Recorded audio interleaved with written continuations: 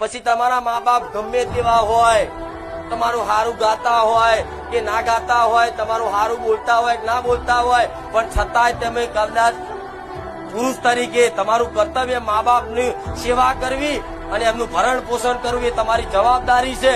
ભલે મા બાપ ગમે તેવું બોલે ને એની બાજુ ના જોતા ઉપર બેઠેલા મા બાપ ને જોજો, એ તમારો હિસાબ કરશે. આ જમાનો આવો છે, તમને કોઈ જસ નહીં હાલે.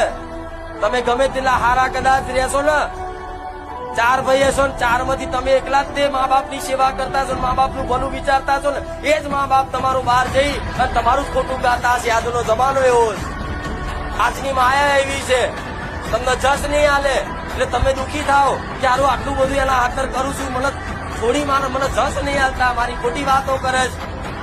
પણ આ બધું વાપરતા નહીં ગોડાઓ, આ બધી માયા બધી રચાવ.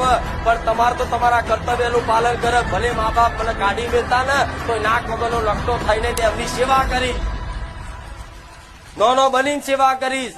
જયારે જયારે જરૂર પડશે ને તો બીજા ભાઈઓ કોઈ આવશે નહીં આવે, પણ હું પેલો ઉભો રહીશ.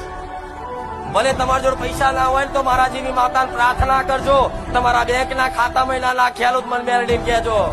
એ રીતે પરિવારનું ભરણ પોષણ કરવાનું એ તમારી જવાબદારી છે. વ્યક્તિગત જે માણસ પોતાનું નહીં પણ બીજાના માટે જીવતો હશે ને એના માટે ભગવાન માતાજીની કૃપા વિશેષ હોય. જે વ્યક્તિ પોતાનું વ્યક્તિગત નહીં પણ બીજાના માટે જે જીવતો હશે ને સમાજમાં, પરિવારમાં, એના દેવી શક્તિ ભગવાનની કૃપા થાય.